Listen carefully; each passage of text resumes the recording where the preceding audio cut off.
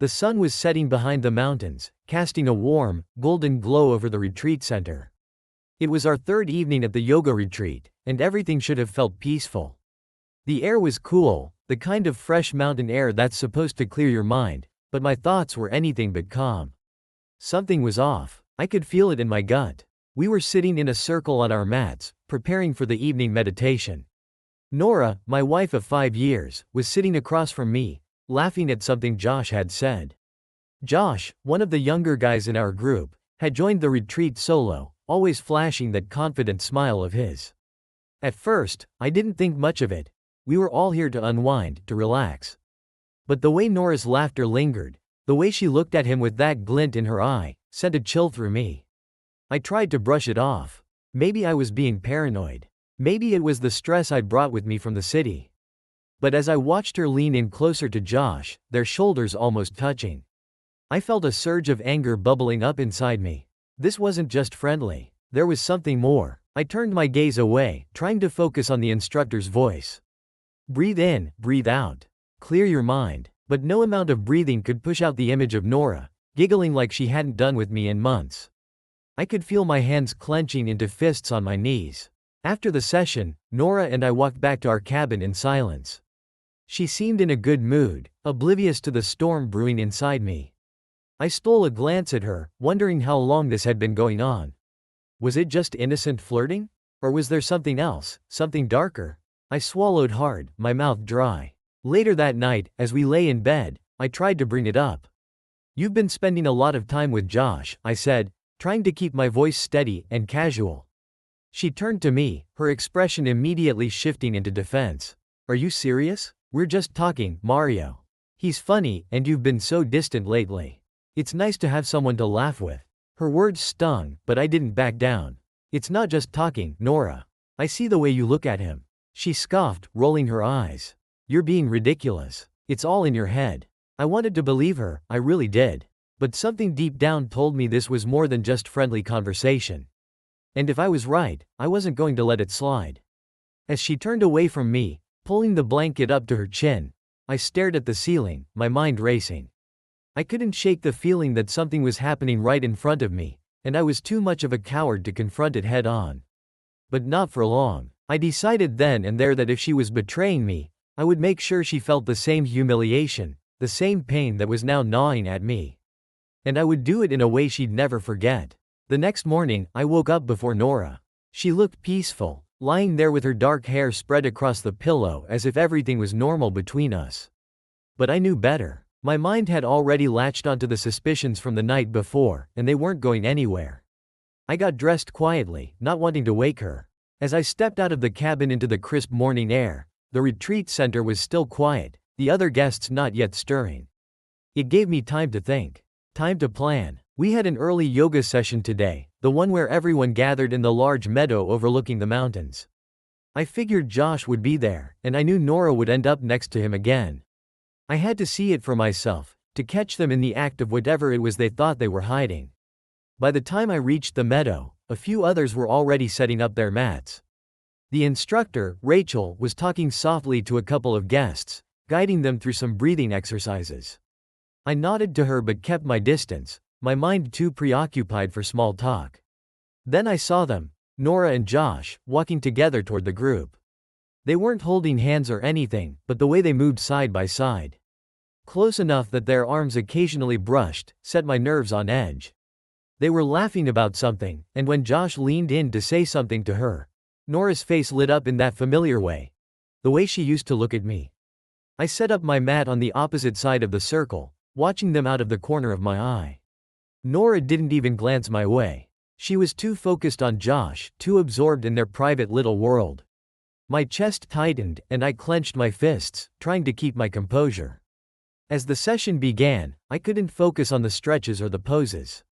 My mind was racing, playing over the moments between them, analyzing every glance, every smile.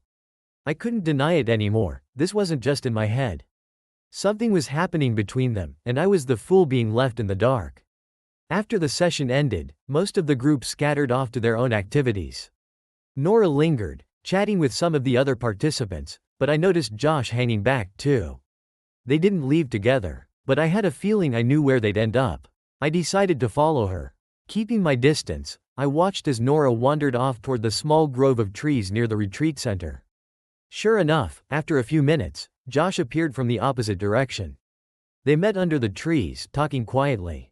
From where I stood, I couldn't hear what they were saying, but their body language said it all. They were too close, too familiar. And then, just as I feared, I saw Nora reach out and touch his arm. Letting her hand linger there just a second too long. That was it, the final proof. I felt something snap inside me like a rubber band stretched too tight and finally breaking. I couldn't confront them here, not yet, not until I had a plan. I turned and walked back to the cabin, my heart pounding in my chest. This wasn't just a gut feeling anymore, it was real. And if Nora thought she could sneak around behind my back, she was about to find out just how wrong she was. That night, I lay awake next to her, my mind working overtime. She had no idea I had followed her, no clue that I knew what was going on. But I wasn't going to let this slide. Not anymore. I wasn't just going to confront her. No, that would be too easy. She needed to feel the weight of her betrayal, the sting of public humiliation. And I knew exactly how I was going to do it. The final day of the retreat was coming up. There would be one last group session, a time for reflection, for sharing what we'd learned over the past few days. It would be the perfect stage. Everyone would be there, including Josh, including Nora. And that's when I would strike. I could already picture it, the look on her face when I called her out in front of everyone, when I exposed her for what she was. The thought of it gave me a sick kind of satisfaction. It wasn't just about revenge anymore, it was about reclaiming control, about making sure she couldn't walk away unscathed. The plan was forming in my head, and the more I thought about it, the more certain I became. This was the only way. By the time the last day rolled around, I was ready. The morning of the final day had arrived, and I felt an eerie calm settle over me. It was the kind of stillness that comes before a storm. Nora was up early, packing our things for the trip back home after the retreat ended. She was humming to herself, completely unaware of the emotional battleground I was preparing. I watched her, thinking how things had changed so quickly. Just a few days ago, I wouldn't have believed I'd be standing here, ready to destroy the person I once thought I'd spend my life with. But that's what betrayal does. It turns everything upside down and twists the love into something unrecognizable. She caught my eye as she zipped up her bag.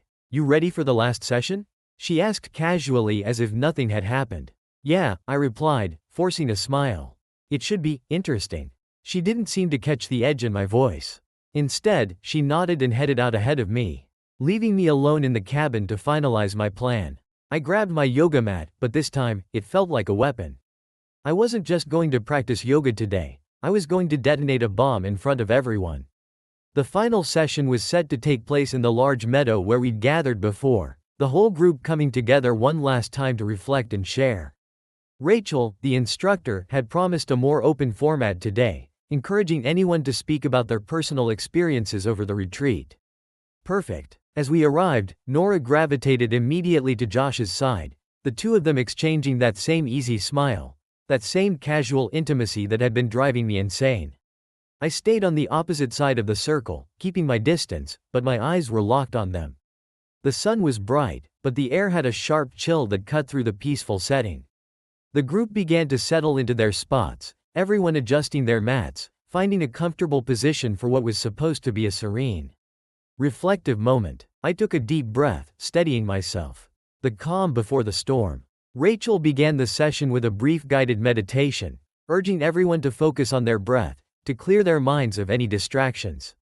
But my mind was anything but clear. My heart was pounding in my chest, my pulse racing as I mentally rehearsed what I was going to say. Finally, Rachel opened the floor. If anyone would like to share something they've learned or an experience they've had over the past few days, this is your chance. There was a pause, the kind that usually happens when no one wants to be the first to speak.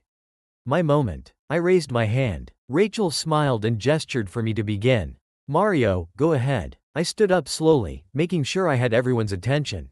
I saw Nora glance at me, a faint curiosity on her face, but no suspicion yet. That would come soon enough. "I've been doing a lot of thinking during this retreat," I began, my voice steady but loud enough for everyone to hear. "About trust, about relationships, and about how easily those things can be broken." The group was quiet, a few people nodding along, probably thinking I was about to dive into some deep personal revelation. They had no idea what was coming. I've learned that sometimes, the people you trust the most are the ones who hurt you the deepest. I paused for effect, letting the words sink in. Out of the corner of my eye, I saw Nora shift uncomfortably, but she still didn't seem to understand where I was going. Take, for example, someone who you've spent years with. Someone you've built a life with. And then, on a retreat like this, you start to notice things. Little things at first. A laugh here, a smile there. Maybe even a touch that lingers a bit too long. I heard a soft murmur ripple through the group. Nora was no longer just uncomfortable, she was starting to look worried.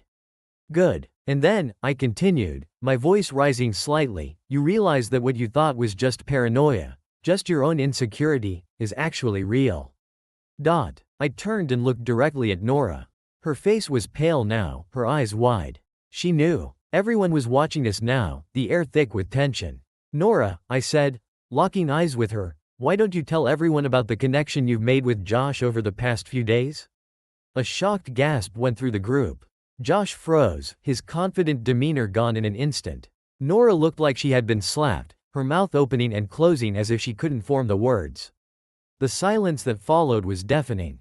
And no, Mario, it's not what you think, she stammered, her voice shaky.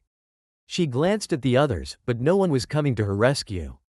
We're just what? I cut her off, my voice sharp, biting. Friends? Is that what you call it when you sneak off together when you can't stop touching him, laughing with him? Is that what friendship looks like to you? Rachel stepped forward, trying to defuse the situation. Mario, maybe we should. No, I snapped, holding up a hand to stop her. This needs to be said. I've sat here for days, watching this unfold right in front of me, and I've had enough. Nora stood up now, her face flushed, her hands trembling. You're making a scene. This isn't the place. This is exactly the place, I said, cutting her off again. Because I want everyone to see who you really are. The group was frozen in place, eyes darting between me, Nora, and Josh, who had turned a deep shade of red and looked like he wanted to disappear into the ground. You've betrayed me, I continued, my voice low but filled with anger. And you thought I wouldn't notice. But now, everyone here knows. Nora's eyes filled with tears, and she shook her head. I'm sorry, she whispered, her voice barely audible. I didn't mean. It's too late for that, I said coldly. The silence hung heavy in the air as I stared at her, the weight of my words crashing down around us. She was exposed and humiliated, just like I had planned. I felt a strange mixture of satisfaction and emptiness wash over me. The public humiliation had worked, but now what? The silence in the meadow was suffocating. No one knew what to say or how to react. It felt like the entire world had stopped, frozen in place, waiting for something to break the unbearable tension. Nora stood there, trembling, her tear-filled eyes wide with shock and betrayal. Though her betrayal was nothing compared to mine. She glanced around, desperate for some kind of lifeline, but no one came to her rescue. Not even Josh. He was still sitting on his mat, staring down at the ground like a kid caught stealing, his bravado evaporated. I can't believe you did this, she whispered, her voice hoarse, barely audible. Her lips quivered as she wiped away the tears with the back of her hand, but it was too late to hide the wreckage. She was shattered, just as I had planned. I should have felt vindicated. This was what I wanted, this public spectacle, this moment of retribution. I'd spent days plotting and preparing for this exact scene. But standing there, with everyone watching, all I felt was hollow. The rage that had fueled me, the fire that had driven me to tear her down, was suddenly gone, leaving only an empty ache behind. Nora took a step toward me, her hand outstretched like she was going to try to explain, to plead. But I couldn't hear anything she might say. I couldn't let her words sink in. It's over, Nora, I said coldly, my voice cutting through the air like ice. There's nothing left to say. She stopped, her hand dropping to her side. And for a moment, I saw something in her eyes that I didn't expect, genuine regret. The tears were real, the pain on her face wasn't some act. But it didn't matter. I couldn't let it matter. Rachel, the yoga instructor, finally stepped in, moving cautiously between us, her hands raised in a calming gesture. Mario, I think we all need to take a step back, she said softly, her eyes flicking nervously between me and Nora. This isn't the place for this. I didn't respond. What was left to say? I'd done what I came here to do. I'd made my point, and now everyone knew the truth. But as I looked at Nora, standing there in the midst of this wreckage I had caused, the weight of what I'd done started to settle in. She wasn't just some nameless villain in my life. She was the woman I'd shared years with, the person I'd loved, even if she had destroyed that trust. Without another word, I turned and walked away from the circle. The retreat center, the people, and even the mountains themselves blurred in the background as I headed back to the cabin alone. I needed space. I needed to breathe. Once inside, I collapsed onto the edge of the bed, staring blankly at the wall. The plan had gone exactly as I envisioned it, but instead of the satisfaction I craved, all I felt was exhaustion. The anger had drained out of me, leaving nothing but the stark reality that my marriage was over. The truth is, even when you win, you can lose. That night, I sat alone in the cabin, my head spinning with the events of the day. I replayed every word, every look on their faces, trying to make sense of how it had all gone so wrong. I thought making it public would give me closure and would ease the pain. But it didn't. All it did was expose the ugliness for everyone to see. It wasn't just Nora and Josh who were humiliated. I had humiliated myself too. After a few hours, I heard the door creak open. I didn't look up at first, but I knew it was Nora. She walked in slowly, her footsteps hesitant, like she was walking on eggshells. The air in the room was thick with the unspoken tension between us. And for a long moment, neither of us said a word. Finally, she broke the silence. "Mario, can we talk?" Her voice was soft and fragile, like she was afraid that one wrong word would cause everything to collapse further. I should have told her no, that there was nothing left to say, but for some reason, I didn't. Maybe because deep down, a part of me wanted to understand. Maybe because after all the screaming silence, I needed to hear her side, even if I didn't think it could change anything. I nodded, still not looking at her. She sat down on the chair across from me. Her body slumped as all the fight had gone out of her. "I'm sorry," she said, her voice shaking. "I never meant for it to go this far." I laughed bitterly, the sound escaping me before I could stop it.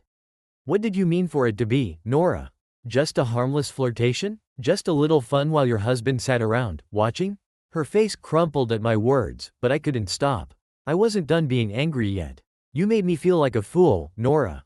Do you know that? Every time I saw you two together, it was like a knife in my gut, and you acted like I was imagining things. You gaslit me. I didn't want to hurt you," she whispered, her voice breaking. I've been so confused. About us, about everything." I finally looked at her, and what I saw was the same woman I'd loved for years. The same woman I had trusted, laughed with, and built a life with. But now, she was also a stranger, someone I didn't fully recognize anymore. "Then why didn't you come to me? Why didn't you talk to me, instead of sneaking around behind my back?" "I don't know," she said, tears rolling down her cheeks. "I guess I was afraid. Afraid of what it would mean, of admitting that something was wrong. Josh, he was a distraction. He made me feel something I hadn't felt in a long time, and I got caught up in it. But it was never real, Mario. It was never more than, I don't know, a fantasy. A fantasy. That's what she called it." I stood up, pacing the room as I tried to wrap my mind around it. "And what am I supposed to do with that? You betrayed me for a fantasy?" She wiped her eyes, her hands trembling. "I know I did. And I know I can't take it back. But I'm asking you to believe me when I say I'm sorry, and I never wanted to throw everything away." For a moment, I stood there, the weight of her words hanging in the air between us. I believed her, in a way. I believed she was sorry, but I also believed that things would never be the same. The trust was gone, and once trust is broken, it's almost impossible to rebuild. "I don't know if I can forgive you," I said finally, my voice quiet but firm. "Not after this." Nora nodded slowly as if she already knew what I was going to say. "I understand, but if you ever decide that you can, I'll be here." She stood up, and for a second, it looked like she was going to reach out and touch me, but she stopped herself. Instead, she walked toward the door, leaving me alone in the silence once more. As the door clicked shut behind her, I sank back onto the bed, my heart heavy. I didn't know what came next. I didn't know if we could rebuild or if there was anything left to salvage.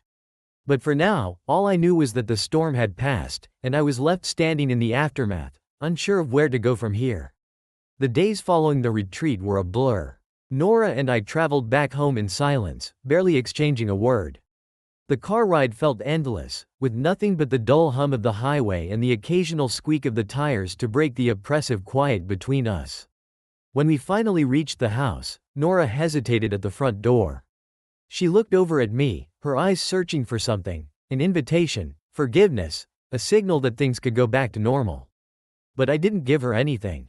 I was numb, too tired for another argument, too drained to even pretend that I knew what to do next. We walked into the house together, but the moment we crossed the threshold, it felt like we were living in two separate worlds. Nora retreated to the bedroom, while I went to the living room, collapsing onto the couch.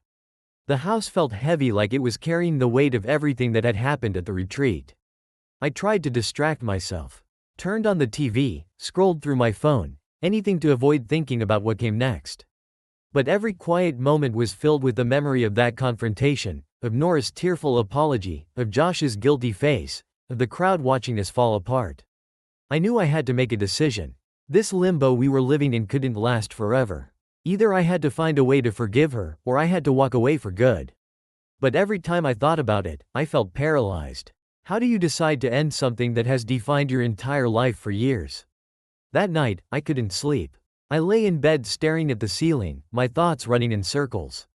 Nora was beside me, but she might as well have been miles away. We hadn't touched since the retreat, and the distance between us felt like a canyon too wide to cross. Sometime in the early hours of the morning, she spoke. "Mario, do you hate me?" Her voice was so soft I almost thought I imagined it. I turned my head to look at her, seeing the outline of her face in the dim light. She was staring up at the ceiling, too, her eyes wide open. "I don't hate you," I said after a long pause. "I don't know what I feel. I'm just lost." She nodded but didn't say anything else. And in that silence, I realized something. Nora was just as lost as I was. Maybe even more so. But that didn't change what had happened. It didn't undo the hurt. And it didn't answer the question that had been haunting me since the retreat. Was it possible to rebuild after this? Did I even want to try? The next few days passed in a fog. We coexisted in the same space but barely spoke. Nora was trying, I could tell. She kept leaving me small gestures, a cup of coffee in the morning, my favorite meal for dinner, but they felt empty, like band-aids on a wound too deep to heal. I avoided her as much as possible, spending most of my time out of the house or holed up in the office. Work was my escape, even if I wasn't getting much done. But every time I returned home, the tension was still there, thick and unavoidable. One evening, after a particularly long day at work, I came home to find Nora waiting for me at the kitchen table. She had made dinner, the smell of pasta filling the air, but she wasn't eating. She was just sitting there, staring down at her plate, her hands clenched in her lap. "We need to talk," she said quietly as soon as I walked in. I knew this moment was coming. It had been inevitable since the retreat. I nodded and sat down across from her, the table between us feeling like a wall. "I've been thinking a lot," she began, her voice trembling slightly. "About everything. About us. And I know I've hurt you. I know I've broken your trust in ways that I might never be able to fix. But I need to know, are we done, Mario? Is there any chance we can come back from this?" The question hung in the air between us, heavy and impossible. I stared at her, searching for an answer I wasn't sure I had. Part of me wanted to say yes, to try to rebuild, to believe that we could somehow put this behind us and move forward. But another part of me, the part that had been hollowed out by her betrayal, wasn't so sure. "I don't know," I said finally, the words tasting bitter in my mouth. "I want to forgive you, Nora. I really do. But every time I look at you, I can't stop thinking about what happened. About him. About everything you didn't tell me." She flinched at my words but didn't interrupt. "I don't want to spend the rest of my life wondering if this is going to happen again," I continued. "Wondering if I'm enough for you. I need more than just apologies, Nora. I need trust, and I don't know if we can get that back." Her eyes filled with tears, but she nodded, accepting my words. "I understand," she whispered. "But I need you to know that I'll do anything to fix this. I'll go to therapy, we can go together, whatever it takes. I just don't want to lose you." I sighed, rubbing my temples as the weight of the decision pressed down on me. She was saying all the right things, but words were easy. Actions were harder, and I didn't know if I had the strength to stick around long enough to see if she could follow through. "I need time," I said finally, standing up from the table. "I need space to think." Nora didn't try to stop me. She just watched as I walked away, her face a mixture of hope and resignation. That night, I packed a small bag and left the house.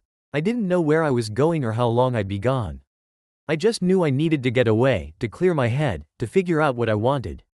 As I drove away, the house fading into the distance behind me, I felt a strange mix of relief and sadness. This was the first step toward a decision, whatever that decision would be. But for now, it was just me and the open road, and maybe, for the first time in a long time, that was enough. I drove for hours, the hum of the engine and the stretch of highway lulling me into a trance-like state. I didn't know where I was going, and that was the point. I wanted to disappear, even if just for a while. My thoughts bounced between the past and the present, between what Nora and I had once shared and what we had become. Somewhere along the way, I stopped at a roadside motel, a nondescript place off the highway. The kind of place where people come when they don't want to be found. I paid for a room in cash, the bored clerk barely looking at me as he handed me the key.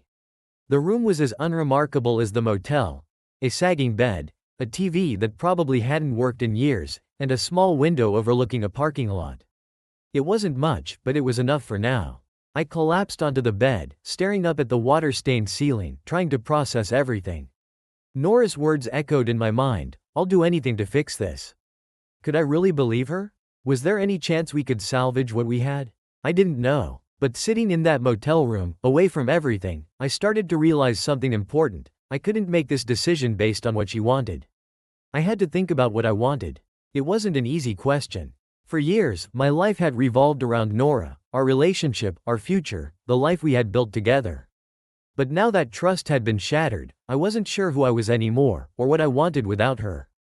The idea of leaving terrified me, but staying seemed just as impossible. I spent the next couple of days at the motel, avoiding calls and ignoring emails. I wasn't ready to face the world, to face Nora, until I had some clarity. But clarity wasn't coming. Every time I thought I was close to making a decision, doubt crept in, pulling me back into the same cycle of uncertainty. On the third day, I decided to take a drive through the nearby hills. The fresh air, the rolling landscape, the open sky, it all seemed like a good way to clear my head. I parked the car at the top of a hill and got out. Walking along a dusty trail. It was quiet out there, just the sound of the wind and the crunch of gravel under my feet. I stopped at a small overlook, gazing out at the vast stretch of land below. The view was breathtaking, but all I could think about was Nora. Memories flooded in: our first road trip, the time we got lost in the mountains and ended up laughing our way through a storm, the late night talks about our future, the way she'd rest her head on my shoulder after a long day. It hit me hard. Despite everything, despite the betrayal and the lies, there was still a part of me that loved her. And that was what made this decision so impossible. Love didn't just disappear overnight. But trust? Trust was a different beast. Once broken, it didn't come back easily. As I stood there, the wind whipping through the trees, I realized I had a choice to make. I could either hold on to what was left of our love and try to rebuild the trust, or I could walk away and start fresh. No matter how much it hurt, I still didn't have an answer. But I knew I couldn't hide out in that motel forever. I had to face Nora again, even if I wasn't sure what I was going to say. I drove back home the next morning, the weight of my decision, or lack of one, pressing down on me. The house came into view, familiar yet foreign, like a place that had once been mine but now felt distant. When I walked through the front door, I was greeted by silence. Nora wasn't in the living room, and the kitchen was empty. For a moment, I wondered if she had left, if she had decided to move on without waiting for my answer. But then I heard the faint sound of music coming from the bedroom. I followed the sound and found her sitting on the edge of the bed, headphones in, her head bowed. She didn't notice me at first, lost in whatever song she was listening to. Her face was drawn, tired, like she hadn't slept much since I left. I stood there for a moment, just watching her, unsure of how to start this conversation. I knew we had to talk, but part of me dreaded it. What if this was the end? What if there was no way to fix what had been broken? Eventually, she looked up and saw me standing in the doorway. She pulled off the headphones, her expression shifting from surprise to something I couldn't quite read: relief, maybe, or hope, or maybe just exhaustion. "You're back," she said softly, like she wasn't sure it was real. "Yeah," I replied, stepping into the room. We need to talk. She nodded and stood up, crossing the room to stand in front of me. I know. I've been thinking about everything, Mario. About us, and what we've both been going through. I could see the fear in her eyes, the same fear I had been feeling. We were both standing at the edge of something unknown, unsure of whether to leap forward or pull back. Nora, I don't know what to do, I admitted, my voice heavy with the weight of my uncertainty. I love you, but I don't know if I can ever trust you again. And without trust, what's left? She looked down, biting her lip. I know. I've destroyed that trust, and I'm not asking you to forgive me right away, or even to stay. But I want to try, Mario. I want to rebuild if you'll let me. I sat down on the bed, staring at the floor. I don't know if that's possible, Nora. I don't know if I'll ever be able to look at you and not see what happened. She sat down beside me, leaving a careful distance between us. I understand that, and if you decide that you can't move past this, I won't blame you, but I need you to know that I'm willing to do whatever it takes. I'm willing to fight for us. I looked at her, really looked at her, and for the first time since the retreat, I saw the woman I had fallen in love with years ago. She was still there, beneath the guilt and the mistakes, the same woman who had shared so much of my life. But the question was, could I forgive her? Could I let go of the betrayal that had nearly torn us apart? I need time, I said finally, my voice barely above a whisper. She nodded again, her eyes glistening with unshed tears. Take all the time you need. I'm not going anywhere. We sat there in silence for a long time, side by side but miles apart. The decision still loomed over us, but at least now, it felt like we were facing it together. For the first time since the retreat, there was a sliver of hope. Maybe we could rebuild, maybe we couldn't, but for now, we had time. And sometimes, that's the only place to start. The days that followed felt fragile, like we were walking on glass. There was an unspoken understanding between Nora and me. We weren't rushing anything, and we weren't forcing decisions. Instead, we were testing the waters, trying to figure out what this new version of us could be. Nora had started seeing a therapist, just like she promised. She was serious about working through her mistakes, her issues, and everything that had led us to this breaking point. I wasn't sure how I felt about it. A part of me was grateful that she was taking responsibility, but another part of me wondered if it was too late. Therapy couldn't erase what had happened, couldn't undo the damage. Still, she was trying. And for now, that was enough for me to stay. One morning, about 2 weeks after I came back, Nora asked if I would be willing to go to a couples therapy session with her. I'm not asking for a commitment, she said cautiously. I think it might help. For both of us. I hesitated. Therapy had never been something I was comfortable with. Talking about my feelings, about our problems, with a stranger? It felt like peeling back layers I wasn't ready to expose. But I could see that this was important to her. I'll think about it, I told her. And I did. I thought about it for days. The idea of sitting in a room, hashing out all of our issues, sounded exhausting. But the more I thought about it, the more I realized that maybe I needed it too. Maybe I needed someone to help me sort through the mess of emotions that had been building inside me since the retreat. So, a few days later, I agreed. I'll go. But just once. I don't know if it's for me, Nora. She smiled, and for the first time in a while, it felt genuine. That's all I'm asking. The session was scheduled for the following week. I tried not to think too much about it, but as the day got closer, I felt the anxiety building. What if I wasn't ready to face everything? What if this session only made things worse? On the morning of the appointment, we drove to the therapist's office in silence. Nora was clearly nervous too. She kept fidgeting with her hands, glancing over at me, as if trying to gauge my mood. I stayed quiet, focused on the road, my mind swirling with what-ifs. When we arrived, we were led into a small, cozy room. The therapist, Dr. Hartman, was a middle-aged woman with kind eyes and an air of calm that put me slightly at ease. She motioned for us to sit, and after a brief introduction, she dove right in.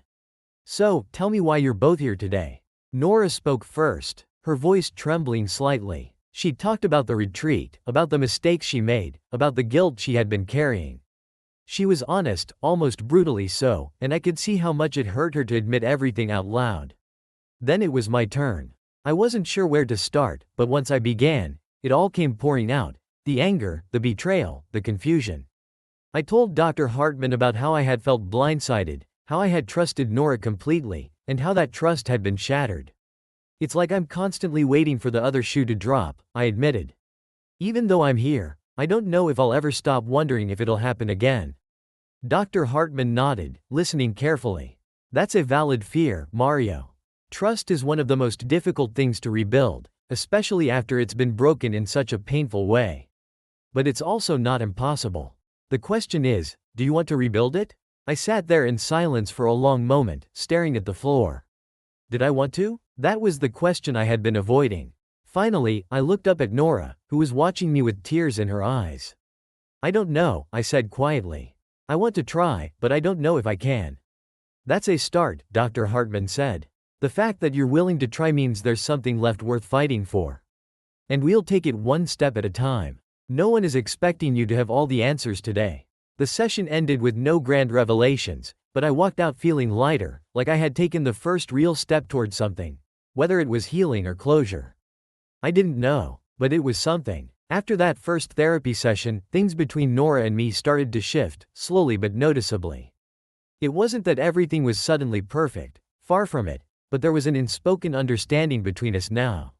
We were in this strange in-between space, where neither of us was fully committed, but neither of us was ready to walk away, either.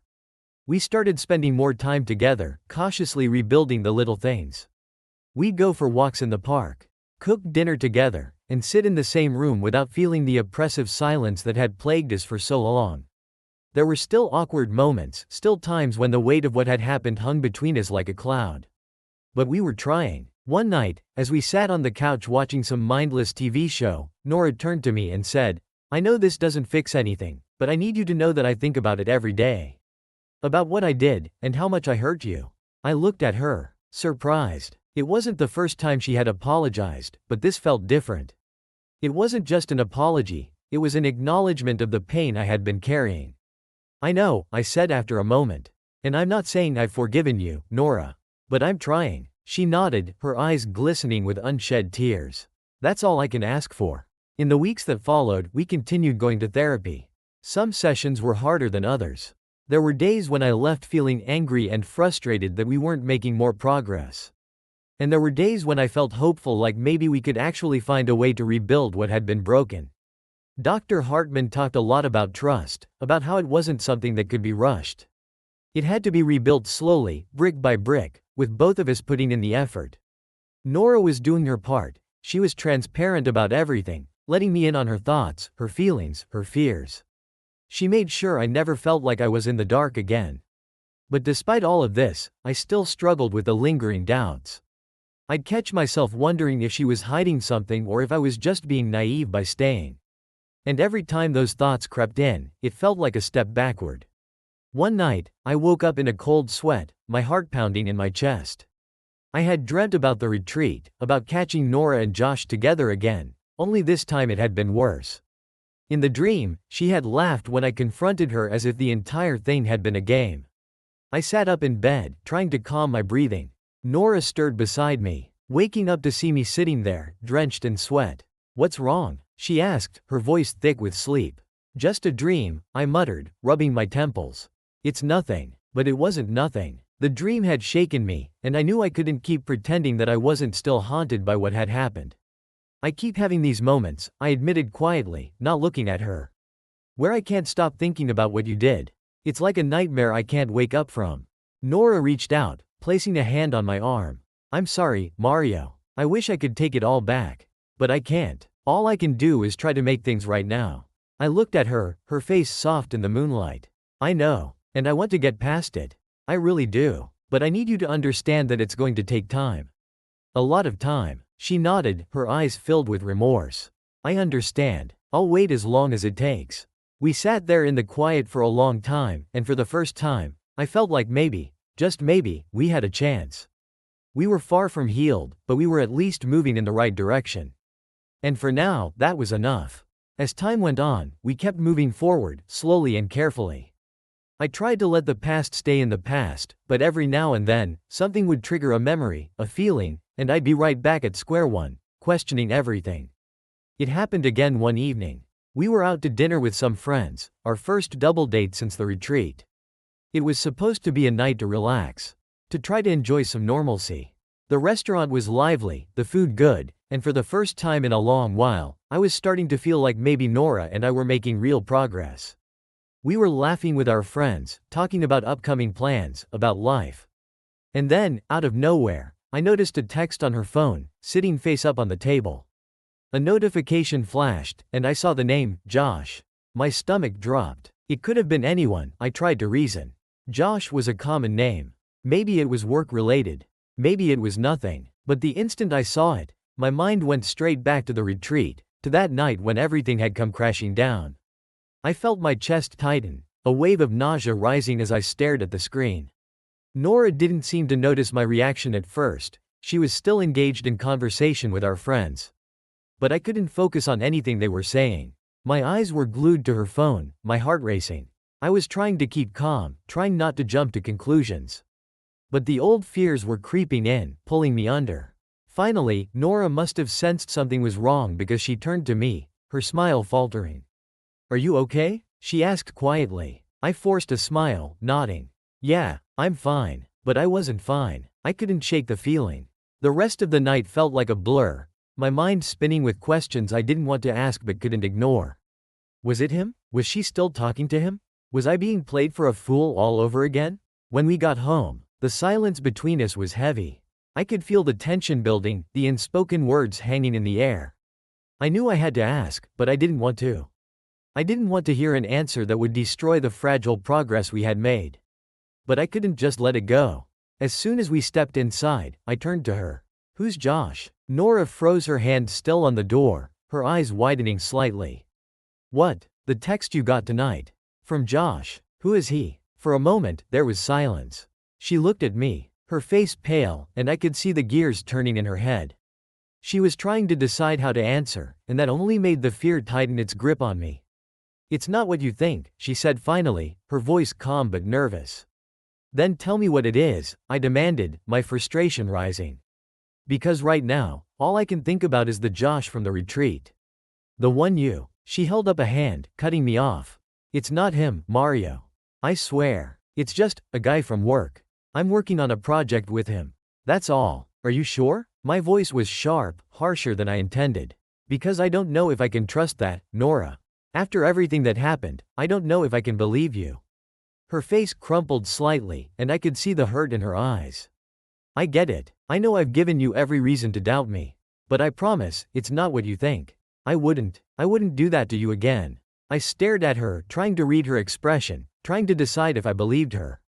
A part of me wanted to trust her, wanted to believe that she was telling the truth. But another part of me, an angrier, more wounded part, kept reminding me of the lies she had already told. "I don't know, Nora," I said finally, my voice strained. "I don't know if I can ever fully believe you again." She looked away, her shoulders slumping. "I understand. I really do. But I need you to know that I'm doing everything I can to rebuild that trust. I can't force you to believe me, but I'm not lying." Not this time. We stood there in the middle of the living room. Both of us too tired to keep fighting, too exhausted to know what to do next. The uncertainty hung between us, thick and suffocating, and for the first time in a long while, I felt the weight of it pulling us apart again. Maybe we weren't as close to healing as I had thought. The uncertainty from that night lingered between us. I tried to convince myself that Nora was telling the truth, that she was genuinely trying to make things right.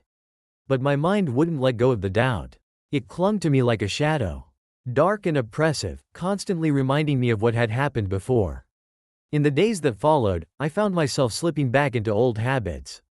I started checking her phone when she wasn't around, scanning through her messages, looking for any sign of dishonesty. It wasn't something I was proud of, but I couldn't help it. I was desperate for reassurance, for proof that I wasn't being lied to again. One afternoon, while she was in the shower, I unlocked her phone and scrolled through her recent messages. The conversation with Josh from work was there, just like she had said. It was mostly about a project they were collaborating on, nothing personal, nothing inappropriate. But still, I couldn't shake the feeling. I was searching for something, anything, that would explain why I couldn't let this go. Maybe I was looking for a reason to walk away, for an excuse to give up on us. Or maybe I was just afraid that if I let my guard down, I'd end up right back where I was before, broken and betrayed. That night, I sat on the couch, lost in my thoughts, while Nora worked on her laptop across the room. I kept glancing over at her, watching her face, looking for any signs of deception. She seemed so normal, so calm. It was hard to reconcile the woman I saw in front of me with the woman who had lied to me, and who had broken my trust. "I know you're still struggling," Nora said softly, breaking the silence. I looked up, surprised. "What?" "I can feel it," she continued, her eyes never leaving her screen. "You don't trust me, do you?" I hesitated, not sure how to answer. "I want to. But, it's hard, Nora. It's really hard." She closed her laptop and turned to face me, her expression serious. "I get it. I do. But I need to know if you're willing to keep trying. Because if you're not, then we're just spinning our wheels here." Her words hit me like a punch. I hadn't thought about it that way, but she was right. We couldn't keep living in this limbo, in this place of half-trust and constant doubt. We either had to commit to rebuilding or let it go. "I don't want to give up," I said quietly. "But I don't know how to move forward." She nodded, her face softening. "Then maybe we need more help. Maybe it's time to really dig into the therapy, to face all of this head on instead of dancing around it." I sighed, feeling the weight of it all pressing down on me. "I'm scared, Nora. Scared that no matter how hard we try, it's always going to be like this." She reached out, taking my hand in hers. "I'm scared too. But I'm willing to fight for us, Mario. As long as you are." I looked at her, at the woman who had hurt me but was now sitting in front of me, raw and vulnerable. She was offering me a chance, one that I wasn't sure I deserved, but one I wasn't ready to walk away from just yet. Maybe we still had a chance. Maybe the darkness would lift, and we could find our way back to each other. Or maybe it was already too late. The next few weeks felt like a balancing act. One wrong move and everything would come crashing down. Nora and I were still doing therapy, still working through the wreckage of our relationship. There were good days, where things felt almost normal, and there were bad days, where the past hung over us like a dark cloud. But it wasn't sustainable. I could feel it in every conversation, in every interaction. We were reaching a breaking point. One afternoon, after an especially draining therapy session, Dr. Hartman said something that stuck with me. "You're both at a crossroads. The work you've done together has been important. But at some point, you have to make a decision. You can't live in limbo forever." Limbo. That's exactly what it felt like, this endless cycle of doubt and hope, of trying and failing. It was exhausting. And yet, I wasn't ready to let go. Not yet. A few days later, I found myself at the office, staring blankly at my computer screen. Work had been a welcome distraction from everything happening at home, but lately, I couldn't even focus on that. I was consumed by the questions that wouldn't stop spinning in my head. Could I ever fully trust Nora again? Was I holding on to something that was already gone? As I sat there, lost in thought, my phone buzzed on my desk. It was a text from Nora. "Can we talk tonight? There's something I need to say." My heart sank. I had no idea what she wanted to talk about, but I had a bad feeling. I stared at the message for a few moments, debating whether to respond right away or let it sit. Finally, I typed back a simple, "Okay." The rest of the day passed in a blur of anxiety. By the time I got home, I felt like I was bracing for impact. Nora was sitting on the couch when I walked in, her face pale, and her eyes tired. She looked like she hadn't slept in days. "Hey," she said quietly. "Hey." I stood awkwardly in the doorway, unsure of what to expect. She motioned for me to sit next to her, and I did, my heart pounding in my chest. The silence between us was thick and heavy with all the things we hadn't said. Finally, Nora took a deep breath and spoke. "I've been doing a lot of thinking. About us. About everything that's happened." I didn't say anything. I just listened, waiting for whatever bomb she was about to drop. "I know I hurt you," she continued, her voice trembling. "And I've been trying, really trying, to make up for that. But I also know that you're still struggling. I see it in your eyes every day. You don't trust me, and I don't blame you." I clenched my jaw, the familiar frustration bubbling up inside me. "I'm trying, Nora. I'm trying to trust you again. But it's not that simple." "I know," she whispered. "That's what I'm saying. Maybe we're asking too much of each other. Maybe we're holding on to something that's already broken beyond repair." Her words hit me like a punch to the gut. Was she giving up? After everything we'd been through, was she ready to walk away? "You want to leave?" I asked, my voice tight. Nora shook her head, her eyes filling with tears. "I don't want to. But I can't keep pretending that things are okay when they're not." I love you, Mario, but I don't know if love is enough anymore. For a moment, I couldn't breathe. This was the conversation I had been dreading, the one I had been trying to avoid for weeks. But now it was here, and I had no idea how to handle it. So what are you saying? I asked, my voice barely above a whisper. She looked down at her hands, twisting her wedding ring nervously. I'm saying that maybe we need to take a step back. Maybe we need to figure out who we are without each other for a while. The words hung in the air between us, sharp and painful. A separation. That's what she was talking about. I had thought about it before, in the darkest moments, but hearing her say it out loud made it real in a way I wasn't prepared for. A break? I said, my throat tight. You think that's going to fix anything? I don't know, she admitted, her voice shaky. But I think we both need time to figure out what we really want. Because right now, I'm not sure if we're staying together because we want to or because we're afraid to let go. I stared at her, my mind racing. Was she right? Were we just clinging to the past because it was easier than facing the truth? I don't want to lose you, Nora, I said, my voice breaking. But I don't know how to move forward either. She reached out, taking my hand in hers. I don't want to lose you either. But maybe we need some space to figure out if this is something we can actually fix. I didn't respond right away. I couldn't. My head was spinning, my heart aching. This wasn't how I had imagined things would end, or maybe not end. But change in a way I wasn't ready for. Just for a little while, she said softly. We can both take some time to think. To breathe. I closed my eyes, trying to hold back the wave of emotions crashing over me. It felt like the ground was shifting beneath my feet, like I was standing at the edge of a cliff, about to fall into the unknown. Okay, I said finally, my voice barely audible. We'll take a break. Nora exhaled like she had been holding her breath, and for a moment, neither of us said anything. We just sat there, holding hands, both of us knowing that this was the hardest decision we had ever made. I didn't know what would happen next. I didn't know if this break would heal us or if it would be the beginning of the end.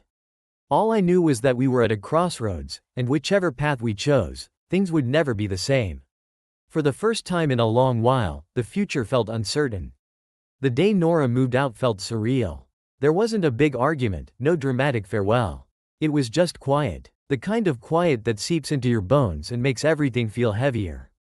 We had agreed to the separation the week before, but now, as I stood in the doorway watching her pack the last of her things, the finality of it hit me. She closed the trunk of her car and looked up at me, her face soft but distant. We hadn't spoken much since that night when we decided to take a break. Both of us had been navigating the days cautiously, trying to keep things civil and respectful. We had even tried to laugh a little. Like it was just temporary, like this was something we'd look back on and talk about as a necessary but short chapter in our lives. But deep down, I think we both knew this wasn't just a break. This felt like the beginning of something else, something we didn't have the courage to name yet. I'll call you later this week, she said, her voice steady but distant. We should check in and see how we're feeling. I nodded, not trusting myself to speak. The lump in my throat had grown over the past few days. And now, as she stood there ready to leave, it threatened to choke me. She lingered for a moment like she was waiting for me to say something, to stop her maybe. But I couldn't. I wasn't even sure I wanted to. I'll be at my sister's if you need anything, she added quietly, looking at the ground. Just, don't hesitate to reach out. With that, she turned, got in the car, and pulled out of the driveway. I stood there for a while after she left, staring at the empty space where her car had been. It didn't feel real, none of it did. How had we gone from being a couple who talked about forever to this? To living in separate houses, to pretending this was for the best? The silence in the house was deafening when I finally went back inside. Her absence felt like a physical weight pressing down on me. I sat down on the couch, the same couch where we'd had so many conversations, watched so many movies, laughed, fought, and made up. Now it was just me, sitting there, with nothing but memories and questions. I thought about all the things we'd done wrong, all the mistakes that had led us here. Was there a single moment I could point to, the one where everything started to fall apart? Or had it been a slow unraveling, one thread at a time, until we were left with nothing but the ruins of what we used to be? The hardest part was realizing that I still loved her. Even after everything, even after the betrayal, the doubt, the arguments, I still felt something for her. And maybe that's why this hurt so much. Because I wasn't just losing the woman I loved, I was losing the hope that we could fix what was broken. The days after Nora left felt like a blur. I went through the motions, work, sleep, eat, but everything felt hollow. People at the office noticed something was off, but I wasn't ready to talk about it. How do you explain that your marriage is falling apart without sounding like you're admitting defeat? I wasn't ready for that yet. One night, about a week after Nora left, I found myself going through old photos. I hadn't intended to, it was just one of those things where I started scrolling on my phone, and before I knew it, I was looking at pictures from years ago. There we were, smiling at a beach, her head resting on my shoulder. Another one from our first trip to New York, standing in front of the Empire State Building. I remembered how excited we were, how full of life everything had seemed back then. Then, I stumbled upon a photo from the yoga retreat, the one from the first day, when we were still pretending everything was okay. In the picture, Nora was smiling, her arm around me, but I could see it now. The distance in her eyes, the tension in the way she held herself. How had I missed it back then? How had I not seen what was happening right in front of me? I tossed my phone aside, frustration bubbling up inside me. I wanted to hate her, wanted to blame her for everything, but the truth was, it wasn't that simple. We had both made mistakes. And now we were paying for them. As the days turned into weeks, I found myself falling into a routine. Work, eat, sleep, repeat. But even with all the distractions, I couldn't escape the thoughts that crept in late at night when the house was dark and empty. What was she doing? Was she happier without me? Had we made the right choice? Then, one Friday evening, as I sat on the couch with a beer in hand, my phone buzzed. It was a text from Nora. "Can we talk?" My heart skipped a beat. I stared at the screen for what felt like forever before typing back, "Yeah." "When? Tomorrow? We can meet at the coffee shop." I agreed, though I wasn't sure what to expect. Part of me hoped this was the conversation where we'd decide to try again, to figure out how to fix what had been broken. But another part of me feared that this was it. The conversation where we'd finally admit it was over. The next morning, I arrived at the coffee shop early, nerves twisting in my stomach. I ordered a coffee and found a seat by the window, watching the people outside go about their day, oblivious to the emotional turmoil unfolding inside. When Nora walked in, I saw her before she saw me. She looked different, lighter, maybe. Or maybe it was just that I hadn't seen her in a while, and now, the distance between us felt more real than ever. She spotted me and smiled, but it was a small, tentative smile, the kind that didn't quite reach her eyes. "Hey," she said, sitting down across from me. "Hey." I took a sip of my coffee, unsure of what to say. For a few moments, we sat in awkward silence, both of us skirting around the reason we were there. Finally, Nora took a deep breath. "I've been thinking a lot, Mario. About everything. And I know this time apart was supposed to help us figure things out, but I think it's only made things clearer for me." My heart sank. I knew where this was going. "I love you," she said, her voice soft but steady. "I'll always love you. But I think we both know that we've been holding on to something that isn't there anymore." I swallowed hard, the words catching in my throat. "So, you're saying it's over?" She nodded, tears welling up in her eyes. "I think it has been for a while. We just didn't want to admit it." I looked away, staring out the window as the reality of her words sank in. This was it. The end. "I don't want to hurt you," she whispered. "But I think the best thing we can do for each other now is let go." I nodded, though it felt like my heart was being ripped out of my chest. "Yeah, I get it." We sat there for a while longer, neither of us saying much. There wasn't much left to say. We had reached the breaking point, and now there was no turning back. When we finally said our goodbyes, it was quiet, almost peaceful. There were no angry words, no bitter accusations. Just two people who had once loved each other, now walking away from the wreckage of their relationship. As I watched her walk out of the coffee shop and disappear into the crowd, I felt a strange sense of relief. The uncertainty was gone, replaced by a kind of clarity. It was over. We were over. And now, all that was left was to figure out what came next.